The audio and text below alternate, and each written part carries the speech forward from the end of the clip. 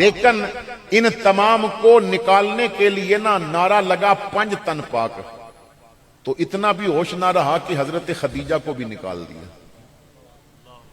اتنا بھی ہوش نہ رہا کہ حضرت زینب کو بھی نکال دیا۔ ہم ان 5 تن کو تو مانتے ہیں، لیکن ساتھ یہ بھی عقیدہ ہے کہ تیری نسل پاک میں ہے بچہ بچہ نور کا، تو ہے عین نور، تیرا سب گھرانہ نور کا۔ محبوب آپ کا تو زین العابدین بھی پاک ہے، آپ کا تو محمد باقر بھی پاک ہے، آپ کا تو جعفر صادق بھی پاک ہے، اور آپ کا تو موسیٰ کاظم بھی پاک ہے۔ آج میں جب بار بار کبھی وہ پوسٹ سامنے آتی ہے تو بڑا پریشان ہو جاتا ہوں کہ چائنا کا ایک تاجر ہے، اس نے ایک انٹرویو میں کہا کہ میرے پاس پاکستان سے بڑے بڑے لوگ آتے ہیں، اور جب میرے پاس بیٹھتے ہیں تو میں تو کیونکہ شراب کا عادی ہوں، شراب پیتا ہوں، میرے سامنے پڑی ہوتی ہے، تو میں نے کہتا ہوں شراب پی لو، تو وہ کہتے ہیں یہ حرام ہے۔ کوئی ایسا گوشت کہ جو اسلام نے منع کیا ہے وہ پڑا ہو تو میں کہتا ہوں کھا لو، تو کہتے ہیں یہ حرام ہے۔ اور پھر مجھے ایک چیز دکھا کے کہتے ہیں کہ ہمیں اس کی 2 نمبر کاپی بنا دو، یعنی یہ جو اصل چیز ہے اس کی 2 نمبر بنا دو، تو میں انہیں بنا کے دیتا ہوں، وہ لے کے چلے جاتے ہیں۔ تو پھر میں سوچتا ہوں جن کے لیے شراب اور یہ گوشت حرام تھا، انہوں نے کبھی سوچا ہے کہ یہ 2 نمبر چیز بیچیں گے تو کیا ہمارا کھانا حلال ہو جائے گا؟ یعنی ہم بظاہر تو یہ کہتے ہیں جی ہم نے شراب نہیں پینی، لیکن جو چوری کر کے مال کھایا جا رہا ہے وہ حلال تو نہیں ہے نا، وہ تو اسی طرح حرام ہے جس طرح دوسری چیزیں حرام تھیں۔ جس نے بہن کا حق مارا ہوا ہے، یا کسی کی زمین پہ قبضہ کیا ہوا ہے، یا چوری کا مال ہے، یا رشوت کا مال ہے، یا سود کا مال ہے، تو آج کل تو ہمارا ویسے ہی مزاج یہ ہے کہ ہم نے حرام چیزوں کو نام نیا دے کے بدلنے کی کوشش کی ہوئی ہے کہ نیا نام دے دیں اور اس کو بدل دیں۔ اب کہتے ہیں جناب میں تو ان سے نہیں مانگتا، لیکن وہ خوشی میں دیتے ہیں، وہ رشوت تو نہیں ہے نا۔ اب جب تم کام بغیر پیسے کے کرتے ہی نہیں، تم نے نہیں مانگا، لیکن باہر جو بندہ بیٹھا تھا اس نے سارا سمجھا دیا۔ اب یہ سوچو کہ تمہاری تو 1.5 لاکھ تنخواہ ہے، اور جس نے 1500 دیہاڑی لینی ہے وہ اپنے بیٹے کی نوکری کے لیے جب رشوت دے رہا ہوگا تو پھر کتنے مشکل حالات ہوں گے، وہ کتنا سخت دل کر کے پیٹ کاٹ کے رشوت دے رہا ہوگا۔ لینے والے کو تو سوچنا چاہیے کہ یہ پیسہ جب میرے گھر میں جائے گا، میرے بچے کھائیں گے، تو ان کے جسم جب اس کھانے سے غذا پکڑیں گے، طاقت پکڑیں گے، تو میرے آقا فرماتے ہیں کہ جس جسم کی پرورش حرام خوراک سے کی گئی ہے نا، وہ جسم یہ حق رکھتا ہے کہ اسے جہنم کی آگ میں جلایا جائے۔ تو خیر بات کرنے کا مقصد یہ تھا کہ ہم کسی چیز کو سمجھنے کی کوشش نہیں کرتے۔ اسلام نے سب سے پہلا پیغام یہ دیا ہے کہ جو کر رہے ہو پہلے اسے سمجھو۔ اگر ہم سمجھ لیتے نا تو آج ہمیں سجدے میں مزے آتے، لیکن سجدے میں مزے ہی نہیں آتا۔ لوگ کہتے ہیں جی نہیں لگتا۔ کتنے لوگ ہیں کہ وہ کہتے ہیں جی نماز مسجد اس لیے نہیں جاتے کہ دل ہی نہیں لگتا، جی نہیں لگتا، سکون ہی نہیں ملتا۔ تو ذرا خود سوچئے کہ جس نے سود کا پیسہ کما کے پھر خوراک کھائی ہو، اور جس کے جسم پہ جو کپڑے ہیں وہ بھی حرام کمائی کے ہوں، تو کیا رب کے گھر میں اسے سکون مل جائے گا؟ کیا اسے لذت مل جائے گی؟ حضرات گرامی، وہ حرام کمائی کے بڑے بڑے مرغن کھانے وہ لذت نہیں دیتی، جو حلال کمائی کی مسور کی دال پکی ہو گھر میں تو وہ لذت دے دیتی ہے۔ لیکن ہمیں اس چیز کی فکر ہی نہیں، ہم تو کہتے ہیں زیادہ ہے۔ کئی ایسے مرد ہیں کہ جو بیویوں کی وجہ سے حرام کمانے پہ مجبور ہوتے ہیں، اس لیے کہ اس نے بتایا ہے کہ میری ہمسائی کے گھر تو یہ چیزیں آ گئیں اور میرے پاس تو کچھ بھی نہیں ہے۔ میری ہمسائی کے بچوں نے تو موٹر سائیکل لے لیا اور میرے بیٹے کے پاس تو سائیکل بھی نہیں ہے۔ لیکن ہم نے کبھی یہ سوچا بھی نہیں ہے۔ تو حضرات گرامی، محافل جب بھی منائی جائیں، اگر ہم نے میلاد منانا ہے تو میلاد منانے کا جو اصل مقصد ہے اسے سمجھنا پڑے گا۔ نبی اکرم صلی اللہ تعالی علیہ وسلم کیوں تشریف لائے؟ اللہ نے اپنا محبوب ہمیں کیوں عطا فرمایا؟ بھائی رب نے محبوب اپنا بنایا تھا، لیکن ہمیں دے کے فرمایا لقد من اللہ علی المؤمنین، میں نے مومنوں پہ بہت بڑا احسان فرمایا کہ ان میں اپنا محبوب مبعوث فرمایا، رسول بھیجا۔ تو اللہ نے جب دیا تو مقصد کیا تھا؟ اب قرآن نے تو کافی مقصد بیان کیے، لیکن ایک مقصد یہ ہے وَيُزَكِّيهِمْ، محبوب تمہارا تزکیہ کرے۔ اور جب حضور تزکیہ کرنے آئے تو حضور نے تو حق ادا کر دیا، ایسا تزکیہ کیا کہ جھوٹوں کے ماحول میں ابو بکر جیسا سچا تیار کر دیا، ایسا تزکیہ فرمایا کہ جہاں عدل و انصاف نہیں تھا وہاں عمر جیسا وہ عادل تیار کیا کہ غیر بھی جس کے عدل کی مثالیں پیش کرتے ہیں، ایسا تزکیہ فرمایا کہ جہاں نظروں میں بے حیائی تھی وہاں عثمان جیسا حیادار تیار کیا، اور فرمایا یہ اتنے حیا والا ہے اس سے تو میرے رب کے فرشتے بھی حیا کرتے ہیں۔ اور پھر میرے مصطفیٰ نے نا اپنے اللہ سے ایک دعا بھی کی تھی، اے اللہ عثمان بڑا ہی شرمندہ، بڑا ہی شرمیلا ہے، بڑا ہی حیا والا ہے، تو قیامت والے دن اگر تم نے اس سے حساب لے لیا نا تو یہ تو اتنا شرمیلا ہے جواب بھی نہیں دے سکے گا، تیرا محمد عرض کرتا ہے تو سب سے حساب لے لینا، عثمان سے نہ لینا۔ تو اللہ نے وعدہ فرمایا کہ میں بغیر حساب و کتاب اسے جنت، اور پھر میرے آقا فرماتے ہیں صرف عثمان کے لیے وعدہ تو یہ الگ بات ہے، میرا عثمان قیامت والے دن 70,000 ایسے لوگوں کو جنت لے کے جائے گا جن پہ جہنم ضروری ہو چکی ہوگی۔ فرمایا اس سے فرشتے بھی حیا کرتے ہیں۔ اب یہاں ایک بزرگ کا جملہ یاد آ رہا ہے، فرماتے ہیں فرشتے حضرت عثمان سے حیا کرتے ہیں اور فرشتے ہیں نوری، تو سمجھ لو کہ عثمان کا حیا کرنا نوریوں کا کام ہے، ناریوں کا کام نہیں۔ عثمان کا حیا کرنا نوریوں کا کام ہے، ناریوں کا کام نہیں۔ اور کسی ناری کو اگر نوری بننا ہے تو عثمان کا حیا کرنے لگ جائے، اللہ اسے بھی نوریوں والی عزتیں عطا فرما دے گا۔ تو جہاں جہالت اتنی تھی کہ بیٹی کو پیدا ہوتے دفن کر دیا جاتا تھا، بھائی خوش ہوتا تھا کہ میری بہن کو مارا جا رہا ہے، ساری جائیداد مجھے ملے گی، جہاں جہالت اتنی کی عورت کو پاؤں کی جوتی سمجھا جاتا تھا، وہاں حضور نے ایسا علم بانٹا، ایسا علم بانٹا، ایسا تزکیہ فرمایا کہ علم کا جتنا بڑا قلعہ تھا نا اس کو علی جیسا دروازہ عطا فرما دیا ہے۔ حضور نے تو تربیت اور تزکیہ کا حق عطا فرما دیا۔ اور یارو جس ماحول میں لوگ کالے رنگ والے سے سلام نہیں لیتے تھے کہ کہیں ہم گندے نہ ہو جائیں، حضور نے کالے بلال کو کعبے کی چھت پہ کھڑا کر کے کہا وہاں آذان پر، میں نیچے کھڑا ہوتا ہوں تو اوپر کھڑا ہو کے آذان پر، چمک اٹھا جو ستارہ تیرے مقدر کا، حبش سے تجھ کو اٹھا کر حجاز میں لایا۔ تو میرے بھائیوں مصطفیٰ نے تزکیہ فرمایا۔ اب ہم بھی تو حضور کی امتی ہیں نا، اب میلاد منا کے ہمارا بھی تو تزکیہ ہونا چاہیے، میلاد کا لنگر کھا کے ہمارا بھی تزکیہ ہونا چاہیے۔ لیکن سوال میں آپ کے لیے چھوڑ کے جا رہا ہوں، گھر جا کے اپنے موبائل کھول کے دیکھیے گا، اگر فلموں کے کلپ اور مجروں کے کلپ اور گندی تصویریں موبائل میں ہوئی نا تو اس کا مطلب ہے موبائل میں وہ آپ نے ریکارڈ کیا ہے، محفوظ کیا ہے جو دل چاہ رہا تھا، تو آپ کا دل تو ابھی تک گندا ہے، اس کا تزکیہ نہیں ہوا۔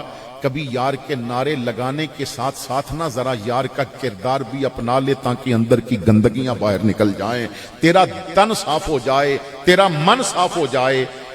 تو اسی طرح جب محرم منایا جاتا ہے تو محرم منانے کا بھی ایک مقصد ہے۔ اگر آپ واقعہ کرب و بلا کو دیکھیں تو چھوٹے سے بچے سے لے کے 90 سال کے بوڑھے تک اور مرد سے لے کے عورت تک ہر ایک کے لیے پیغام ہے۔ کربلا سارے کا سارا پیغام ہے۔ اور اگر کوئی مجھے کہے کہ مولانا آپ کربلا کے پیغام کو 2 لفظوں میں سمیٹ کے بیان کریں کہ کربلا کا پیغام کیا ہے، تو میں 2 لفظوں میں یوں اسے بیان کروں گا کہ کربلا کا پیغام مرد کے لیے سجدہ ہے اور عورت کے لیے پردہ ہے۔ کربلا کا پیغام مرد کے لیے سجدہ ہے اور عورت کے لیے پردہ ہے۔ جس مرد کا سجدہ رہ جائے اسے حسین کا نام لینے کا حق نہیں بنتا۔ اور جس عورت کے پردے اتر جائیں نا وہ پھر حقدار نہیں ہے اس بات کی کہ فاطمہ کی نیاز پکائے یا سیدہ زینب کا نام لے۔ اب دیکھیے کہ ان کا کردار کیا تھا۔ حضرت اسماء بنت امیس فرماتی ہیں، بڑی توجہ سے سنیے گا، میں بڑے دھیمے لہجے میں آپ تک پیغام پہنچا رہا ہوں تاکہ کوئی بات سمجھ آ جائے، کیونکہ ارد گرد میری آواز میری ماؤں اور بہنوں کے کانوں میں بھی جا رہی ہے، اور یقیناً ان کی بھی خواہش ہوگی کہ ہمارے سماعتوں تک بھی کوئی پیغام پہنچے۔ تو ذرا دیکھیے کہ ان کا کردار کیسا تھا۔ حضرت اسماء بنت امیس فرماتی ہیں کہ سرکار کا وصال ہوا تو حضور کے وصال کے بعد جب تک حضرت فاطمہ زندہ رہیں وہ زندگی میں صرف ایک بار ہنسی ہیں، ورنہ حضور کے جدائی کا دکھ اتنا زیادہ تھا کہ وہ زندگی میں جب تک زندہ رہی ہیں حضور کے وصال کے بعد جتنے مہینے ان کے چہرے پہ ہنسی نہیں آئی، لیکن ایک بار میں نے انہیں ہنستے دیکھا ہے۔ اور وہ مقام کون سا تھا، وہ موقع کیا تھا؟ فرماتی ہیں کہ جب فاطمہ زہرا بیمار ہو گئیں، یہ حضرت اسماء بنت امیس حضرت ابو بکر کی بیوی ہیں، اور حضرت ابو بکر کو پتہ چلا کہ سرکار کی بیٹی بیمار ہیں، حسنین کی والدہ بیمار ہیں، تو آپ اپنے گھر آئے اور اپنی زوجہ سے کہا رسول اللہ کی بیٹی بیمار ہے، مدینے میں کئی ایسی خواتین ہیں میں جنہیں کہوں تو وہ چلی جائیں گی، لیکن میرا دل چاہتا ہے ذات بڑی اونچی ہے، ان کے گھر کی خدمت کرنے کے لیے عام کنیز نہ ہو بلکہ خلیفہ وقت کی بیوی ہونی چاہیے، ابو بکر کی زوجہ ہونی چاہیے جو جا کے علی کے بچوں کے لیے کھانا پکائے، ان کے کپڑے دھوئے، فاطمہ زہرا کی خدمت کرے۔ تو فرماتی ہیں میں ادھر چلی گئی تو میں نے ایک دن دیکھا مائی صاحبہ بڑی پریشان لیٹی ہوئی تھی، تو میں نے کہا فاطمہ آپ پریشان کیوں ہیں؟ تو کہا اسماء بات یہ ہے کہ عورت جب فوت ہو جاتی ہے نا تو ظاہر ہے اب اس کے جسم سے روح نکل گئی، تو جب کفن پہنا کے اوپر چادر کڑائی جاتی ہے اور چارپائی اٹھائی جاتی ہے تو وہ چادر جسم کے ساتھ چپک جاتی ہے، تو پتہ چلتا ہے کہ یہ عورت کی میت ہے، کیونکہ جب جسم پہ چادر ہو تو واضح پتہ چلے گا کہ یہ عورت کی میت ہے۔ عورت اور مرد کے جسم میں تھوڑا سا فرق ہوتا ہے، تو میں نہیں چاہتی کہ میرے جسم کے اوپر جو چادر ہوگی نا اس چادر کی وجہ سے بھی کسی کو میرا جسم نظر آئے۔ تو حضرت اسماء کہتی ہیں میں نے عرض کی کہ اگر آپ اجازت دیں میں اپنے پہلے خامد حضرت جعفر طیار کے ساتھ جب حبشہ کی طرف ہجرت کر کے گئی تھی تو وہاں میں نے ایک چارپائی جنازے کی دیکھی تھی، وہ آپ کو بنا کے دکھاتی ہوں، آپ کا دل خوش ہوگا۔ تو مائی صاحبہ نے کہا دکھاؤ مجھے بنا کے۔ فرماتی ہیں میں گئی کھجور کی شاخیں لے کے آئی، چارپائی کے نا ایک طرف شاخیں ادھر کر کے باندھی، دوسری طرف ادھر کر کے باندھی، اب شاخوں کو ایک دوسرے کے ساتھ اس طرح جوڑ دیا اور اوپر کپڑا ڈالا اور وہ ڈولی سی بن گئی۔ تو میں نے کہا فاطمہ اب دیکھیے اندر مرد کی میت ہو یا عورت کی ہو کوئی پتہ چلتا ہے کہ اندر کیا پڑا ہے؟ تو حضرت اسماء کہتی ہیں جب ایسے جنازے کی چارپائی دیکھی کہ جس میں جسم کا پتہ نہیں چلتا تو وہ موقع تھا جب میں نے فاطمہ کے چہرے پہ ہنسی دیکھی۔ اے اللہ تیرا شکر ہے تو نے فاطمہ کے لیے اسماء کے ذریعے وہ چارپائی تیار کروا دی کہ جس کے اندر عورت کے جسم پہ بھی کسی کی نظر نہیں پڑتی۔ اب اسی فاطمہ کا نام لینے والی 6 لاکھ کا لہنگا پہن کے بھی اگر آدھی ننگی نظر آ رہی ہو تو پھر سوچنا پڑے گا کہ انہوں نے نیاز فاطمہ پکا کے حاصل کیا ہے۔ تو یہ وہ چیزیں ہیں جن پہ ہم نے توجہ دینی ہے۔ ہم نے اپنے بچوں کو صرف محرم کا لنگر نہیں کھلانا، انہیں حسین کا کردار بھی سمجھانا ہے۔ اب اگر آل بیت کا گھرانہ دیکھیں، نماز سے اتنا پیار ہے کہ حضرت علی زخمی ہوئے تو نماز کی حالت میں، حسین سجدے کی حالت میں سر کٹا رہے ہیں، حضرت زین العابدین آپ نماز پڑھ رہے تھے رات کو نفل کی نماز تو کمرے میں آگ لگ گئی، لوگوں نے دروازہ توڑ کے آپ کو نکالا اور جب آپ کو پکڑ کے باہر نکالا تو کہا میری نماز کیوں توڑوا دی؟ تو لوگوں نے کہا حضرت آگ لگ گئی۔ فرمایا اس ذات کی قسم جس کے سامنے کھڑا تھا مجھے دنیا کی آگ کی کوئی فکر ہی نہیں تھی۔ یہ ان کی نمازوں کا حال تھا۔ حضرت زین العابدین فرماتے ہیں لوگوں، میری پھپھو زینب، میں نے جب تک انہیں دیکھا ہے نا، ان کے تہجد کے نفل کبھی قضا نہیں ہوئے۔ تو کسی نے پوچھا زین العابدین میں ایک سوال کر لوں؟ فرمایا کر لے۔ حضور انہوں نے یقیناً تہجد کی نماز پابندی سے پڑھی ہوگی، یہ بتائیں کہ کربلا میں جو راتیں گزری ہیں وہاں بھی تہجد پڑھے تھے؟ تو حضرت زین العابدین کے آنسو داڑھی سے نیچے گرے اور فرمایا تو باقی دنوں کی بات چھوڑ دے، میں تجھے بتاتا ہوں۔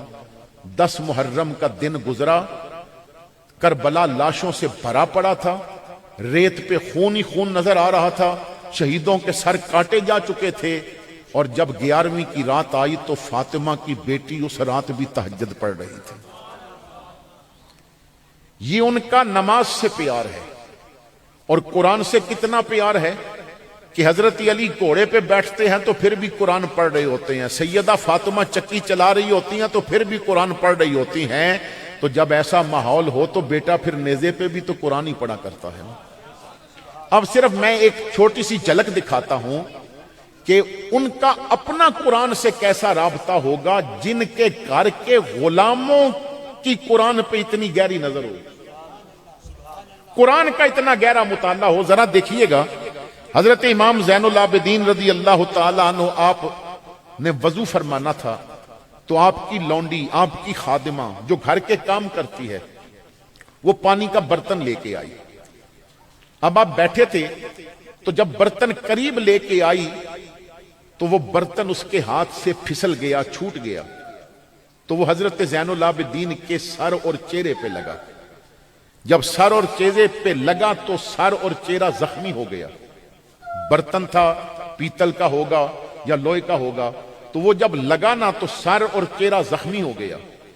ایک برتن وزنی تھا، پھر وہ سر پہ لگا، پھر اس نے زخمی کر دیا، کتنی درد ہوئی ہوگی۔ حضرت زین العابدین نے یک بارگی اس طرح اس کی طرف دیکھا غصے کے ساتھ۔ آخر درد ہوئی، زخم بھی ہوا، اور اچانک وہ سر پہ لگا۔ تو جب اس نے دیکھا کہ مالک غصے میں آ گئے ہیں، تو اب دیکھیے گا کہ آل رسول کے گھر کی نوکرانیوں کو قرآن کتنا آتا تھا۔ اس نے یکدم پڑھا والکاظمین الغیظ۔ اللہ فرماتا ہے وہ بندے بڑے اچھے ہیں جو غصہ پی جاتے ہیں، وہ بندے بڑے مومن ہیں جو غصہ پی جاتے ہیں۔ یکدم اس نے پڑھا والکاظمین الغیظ، غصہ پینے والے۔ تو آپ نے نہ کہا میں نے پی لیا ہے غصہ۔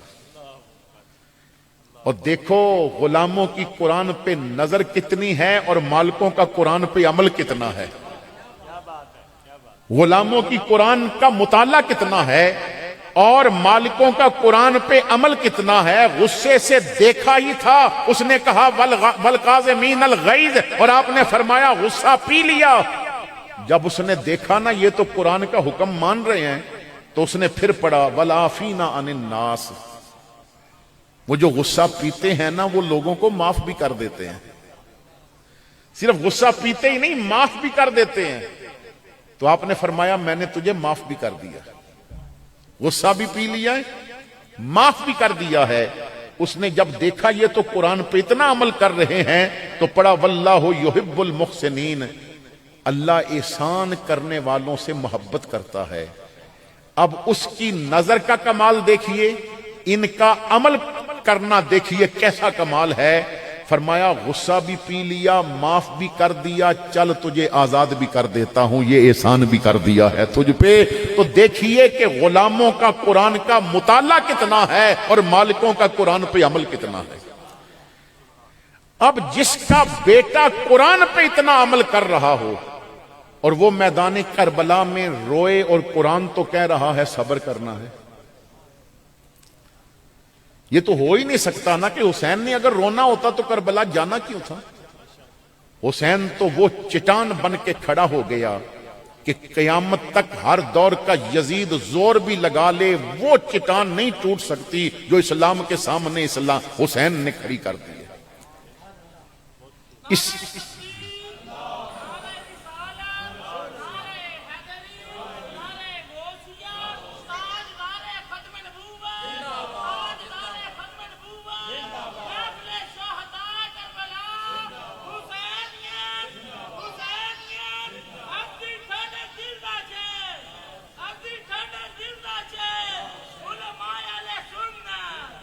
اسی لیے وہ محافل کا پہلا پیغام یہی ہوتا ہے کہ حسین کے مقصد کو سمجھو۔ اب کسی شاعر نے بڑے پیارے انداز میں یہی بات سمجھائی، وہ کہتا ہے اے دوستو فرات کے پانی کا واسطہ، اے دوستو فرات کے پانی کا واسطہ، آل نبی کی تشنہ دہانی کا واسطہ، شبیر کے لہو کی روانی کا واسطہ، اکبر کی نا تمام جوانی کا واسطہ، بڑھتی ہوئی جوان امنگوں سے کام لو، ہاں تھام لو حسین کے دامن کو تھام لو، ہاں تھام لو حسین کے دامن کو تھام لو۔ اور کون حسین، کس کی بات کر رہے ہیں؟ کون حسین؟ شاعر نے کمال انداز میں بات کی ہے، وہ کہتا ہے شاہ امم کی ادا کو حسین کہتے ہیں، شاہ امم کی ادا کو حسین کہتے ہیں، پیام حق کی صدا کو حسین کہتے ہیں، پیام حق کی صدا کو حسین کہتے ہیں، پیام عشق و وفا کو حسین کہتے ہیں، جہاں میں رب کی رضا کو حسین کہتے ہیں، جہاں میں رب کی رضا کو حسین کہتے ہیں، گواہی دیتی ہے اب بھی زمین کرب و بلا، حیات دین خدا کو حسین کہتے ہیں، حیات دین خدا کو حسین کہتے ہیں۔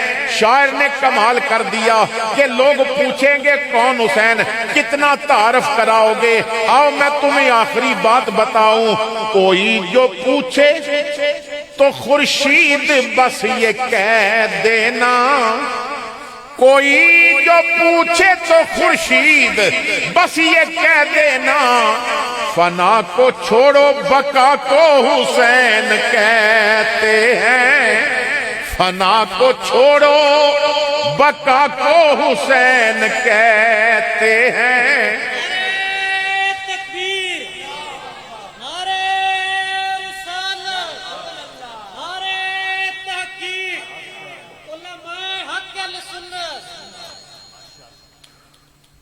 تو دوسری بات، جو دوسرا پیغام ہے وہ یہ ہے کہ آل رسول سے محبت کرو مگر ساری آل سے محبت کرو۔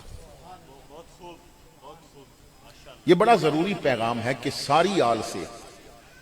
ہمارے یہاں نا مزاج یہ ہے کہ سید صاحب اگر پراڈو پہ بیٹھے ہیں تو پھر تو ہاتھ چومے جائیں گے، لیکن احمد رضا کے یہاں مزاج یہ ہے کہ سید مزدور بھی ہو تو اسے بھی کاندھوں پہ بٹھایا جائے گا۔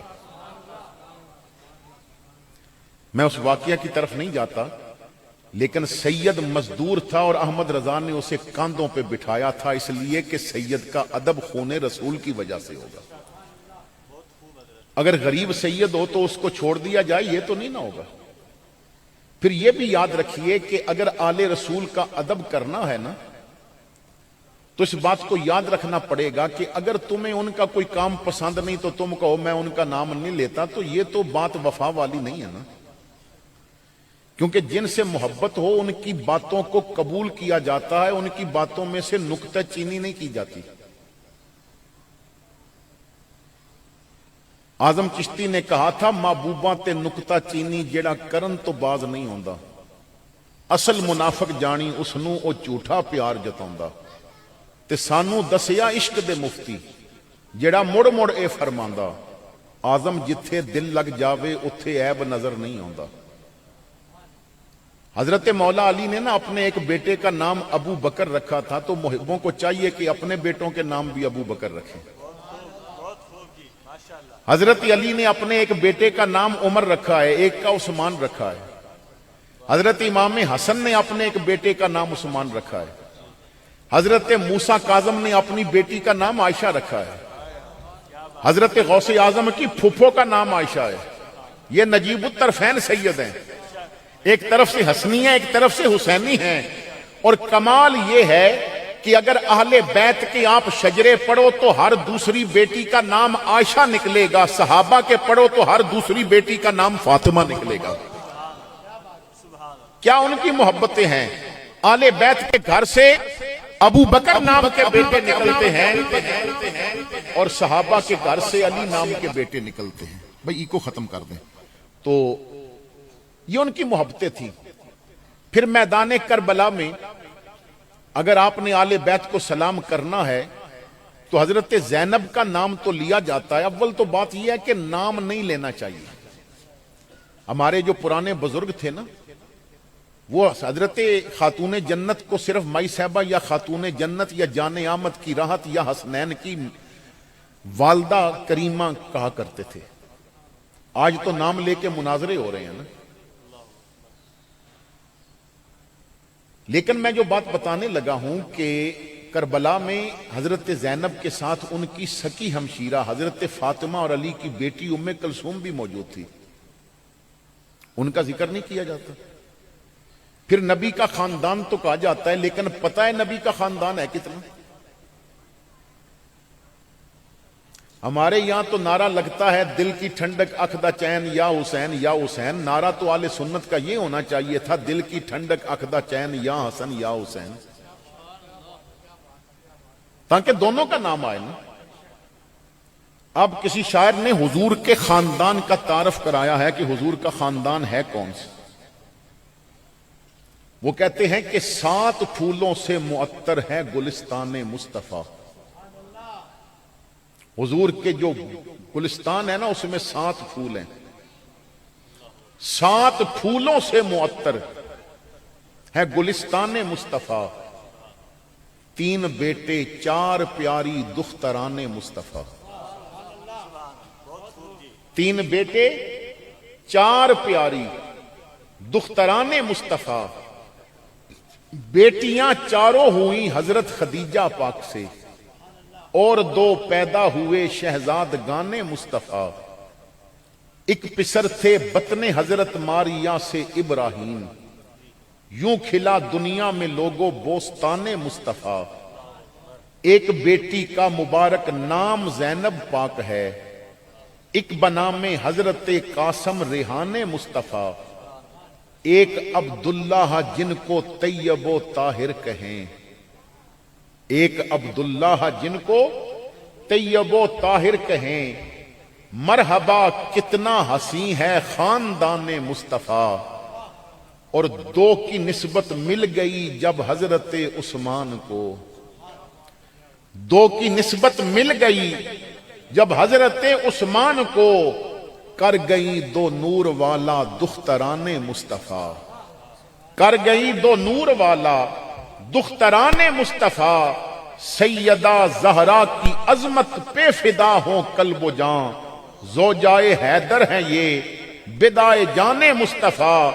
اور ان سے پھر شبیر و شبر زینب و کلثوم ہیں، ان سے پھر شبیر و شبر زینب و کلثوم ہے وقار اب یہ مکمل خاندان مصطفیٰ، ہے وقار اب یہ مکمل خاندان مصطفیٰ۔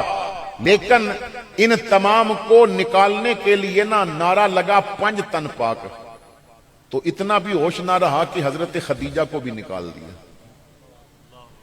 اتنا بھی ہوش نہ رہا کہ حضرت زینب کو بھی نکال دیا۔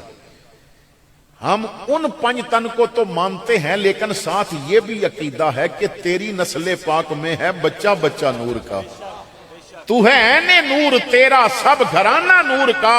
محبوب آپ کا تو زین العابدین بھی پاک ہے، آپ کا تو محمد باقر بھی پاک ہے، آپ کا تو جعفر صادق بھی پاک ہے، اور آپ کا تو موسیٰ کاظم بھی پاک ہے۔ اور دوسری بات، اپنی اولاد کو یہ سکھائیں رسول اللہ کی آل سے محبت کرنا، کیونکہ قرآن نے کہا، حدیث میں ہے کہ ان سے محبت کرو۔ نبی پاک نے ایک موقع پہ فرمایا اپنی اولاد کو 3 باتیں سکھاؤ، نبی سے محبت، نبی کی آل سے محبت، اور قرآن کی تلاوت سے محبت۔ یہ حضور کا حکم ہے کہ اپنی اولاد کو ضرور سکھاؤ۔ اب جب ہم اپنے بچوں کو کرکٹ میچ دکھائیں گے تو محبت تو وہ چھکوں سے ہوگی. جب اپنی اولاد کو ہم گیمیں دکھائیں گے تو محبت تو ان سے ہوگی. جب وہ انگریز کی چاند گاڑیاں، وہ ان کے چاند پہ پہنچنے کی تصویریں اور ان کے قصے سنائیں گے تو محبت تو ان سے ہوگی.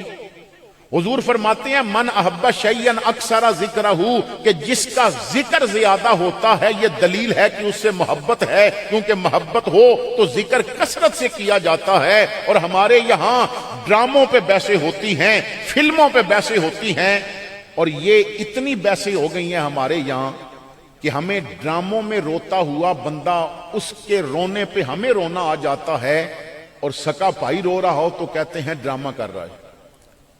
ہمیں حقیقت ڈرامہ لگنے لگ پڑا ہے اور ڈرامے حقیقت لگنے لگ پڑے. وہ ایک سین ہے ڈرامے کا، اس کی کئی بار ریہرسل کی گئی ہے، کئی بار اسے کٹ کر کے پھر ریکارڈ کیا گیا ہے، لیکن پھر بھی وہ ہمیں حقیقت لگ رہا ہے. اور سکا بھائی یا سکی بہن پریشان ہے تو وہ کبھی پریشانی بیان کر جائے تو بچوں میں بیٹھ کے کہتے ہیں دیکھیں اس کے ڈرامے. تو ہمارا تو مزاج یہ ہے. ہم نے تو 1 محرم سے 10 محرم تک ہر روز لنگر تقسیم کیا، لوگوں کو پکڑ پکڑ کے کھانے کھلائے، اور 11 محرم کو یہ بھی نہیں سوچا کہ پتہ نہیں غریب کے گھر چولہے میں آگ بھی جلی ہے کہ نہیں جلی. ہم تو صرف 10 دنوں کے حسینی ہیں، ہم تو صرف ربیع الاول کے عاشق رسول ہیں، باقی دنوں میں تو ہم عاشق رسول لگتے ہی نہیں ہیں.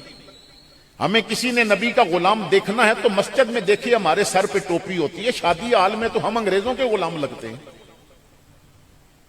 یعنی جہاں ہم نے اپنے کردار سے بتانا تھا نا کہ ہم واقعی رسول اللہ کے غلام ہیں، وہیں پہ ہم اپنا کردار غلط قسم کا دکھا رہے ہیں. تو کربلا والوں کی شہادت کا مقصد یہ تھا کہ کچھ بھی ہو جائے سجدے رکنے نہیں چاہیے، کچھ بھی ہو جائے قرآن کی تلاوت بند نہیں ہونی چاہیے. اور پریکٹیکل بتایا، خنجر چل رہا ہے سجدہ نہیں رکا، تار نیچے ہے سر نیزے پہ ہے، اور قرآن کی تلاوت وہاں بھی جاری ہے، نہ قرآن رکا ہے نہ سجدہ رکا ہے. مزہ جو او دی نماز وچے، نہ ناز وچے نہ نیاز وچے. مزہ جو او دی نماز وچے، نہ سوز وچے نہ ساز وچے. حسین دسیا رضا خدا دی نیاز وچے کہ ناز وچے. سلام پھیرن تو بعد ناصر نماز ہوندی یہ سب دی پوری. حسین سجدے چ سر کٹایا ہے، حسین اج بھی نماز وچے. تو کربلا والوں کی شہادت وہ ہمیں بتا رہی ہے کہ حق کے لیے ڈٹ جاؤ. کہا گیا حسین اپنا آپ بچا لو، تو فرمایا دین کو بچانا ہے، اپنا آپ کٹ بھی جائے تو خیر ہے. اور پھر وہ حسین میدان کربلا میں، وہ حسین جس نے نماز میں کڑی سنتوں کو بڑھا دیا، کبھی تیر کھا کے رکوع کیا، کبھی سر بسجدہ کٹا دیا. وہ الجھ پڑا تھا سنان سے، پھرا نہ اپنی زبان سے. اسے یوں لگن تھی قرآن سے کہ بنو کے نیزہ سنا دیا. وہ قدم بڑھا کے رکا نہیں، وہ یزیدیت کو جھکا نہیں. وہ کٹا تو ہے پر بکا نہیں، کیا عظیم درس وفا دیا. اور آج ہم سب کہتے ہیں کہ جی میں حسینی ہوں، آپ کہتے ہیں میں حسینی ہوں. جس گلی میں پھرنے والا شخص ملے، مسجد میں بیٹھا ہو، امام باڑے میں بیٹھا ہو، پوچھو ہر بندہ کہتا ہے میں حسینی ہوں.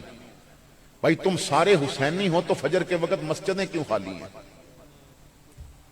اگر تم حسینی ہو تو پھر ماں باپ کی توہین کون کر رہا ہے؟ اگر تم حسینی ہو تو بیویوں سے جھگڑا کون کر رہا ہے؟ اگر تم حسینی ہو تو جھوٹ بول کے مال کون بیچ رہا ہے؟ اگر تم حسینی ہو تو دفتروں میں رشوت کون لے رہا؟ بتایا انگریز چاند پہ کیسے گیا، کبھی یہ بھی بتا دو کہ مصطفیٰ نے چاند کے ٹکڑے کیسے کیے ہوئے ہیں. بچوں کو گود میں بٹھا کے یہ تو بتایا کہ ٹارزن نے شیر کو کیسے گرایا. کبھی یہ بھی بتا دو کہ شیر صحابہ کو سلامیاں کیسے کیا کرتا تھا. کبھی یہ بھی بتا دو کہ محمد بن علی جب شیروں کے پنجرے میں حضور کا شہزادہ جاتا ہے تو شیر سلام کس طرح کرتے ہیں، پاؤں کس طرح چومتے ہیں. بچوں کو گود میں بٹھا کے یہ تو بتایا کہ ہر کلی عزیز کی تلوار کا کمال کیا تھا، ذرا زیبی بتا دو کہ علی کی ذوالفقار کا کمال کیا تھا، خالد ابن ولید کی تلوار کا کیا کمال تھا۔ میرے بھائیوں یہ تو بتایا کہ یورپ کی رنگینیاں کیسی ہیں، کبھی یہ بھی بتاؤ کہ اسلام کا پاکیزہ ماحول کتنا معطر ہے اور کتنا منور ہے۔ تو اپنے بچوں کو کربلا کے قصے سناؤ، اپنے بچوں کو اکبر کی جوانی کی باتیں سناؤ کہ دین کے لیے حسین نے وہ بیٹا قربان کیا جس کی زلفیں دیکھ کے واللیل کی زلفیں یاد آیا کرتی تھی، جس کا چہرہ دیکھ کے وجہ اللہ کا چہرہ یاد آتا تھا، اور جس کا سینہ دیکھ کے علم نشرح کا سینہ یاد آیا کرتا تھا۔ تو امام نے سب کچھ قربان کر دیا لیکن دین کو بچا گئے۔ آئیں بچیوں کو سروں پہ چادر اوڑھنے کا طریقہ بتائیں، آئیں بچوں کو نظریں جھکا کے چلنے کا طریقہ بتائیں، آئیں اپنے بچوں سے روز بیٹھ کے نہ ایک لائن ہی قرآن کی سن لیا کریں تاکہ پتہ چلے کہ ہم بھی حسین کی طرح قرآن سے پیار کرنے والے ہیں۔ میں تمام دوستوں کو مبارکباد پیش کرتا ہوں کہ جنہوں نے اتنی پیاری محفل کا اہتمام کیا، اور آنے والوں کو تمام کے لیے دعا گو ہوں کہ اللہ آپ کا آنا قبول کرے۔ ہماری ماؤں بہنوں بیٹیوں کو اللہ حضرت عائشہ کی پاک دامنی اور حضرت فاطمہ کی طہارت سے حصہ عطا فرمائے، اور ان نوجوانوں کو سرکار امام عالی مقام امام حسین کی شہادت کے فیضان سے اللہ منور کرے اور والضحیٰ کے مکھڑے کے جلوے خواب میں دیکھنے نصیب کرے۔ علماء کرام کا مشکور ہوں آپ تشریف لائے۔ میں کیونکہ بہت زیادہ تھکا ہوں اور فجر پڑھ کے میں نے نکلنا ہے تو میں اجازت چاہوں گا، سلام ہوگا، دعا ہوگی، آخر دعوانا